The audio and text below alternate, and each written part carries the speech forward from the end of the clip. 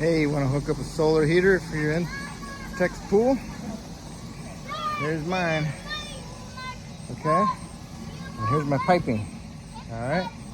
I got my outlet coming over here to my inlet of my filter system. I got a valve that goes into my heater system.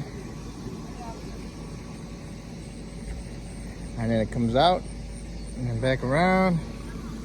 And here's the outlet, okay? So, if I want to bypass my heater or I got a valve there, I can turn it off and just go straight around.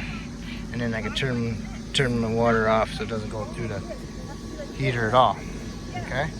So there's my system. I got a quick disconnect there, and I got a quick disconnect here.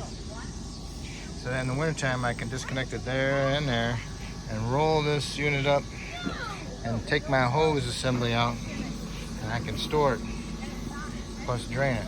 Okay, you can find all your pieces at Home Depot or Menards. All right, and most of these fittings, like this fitting here, you can get it on Amazon.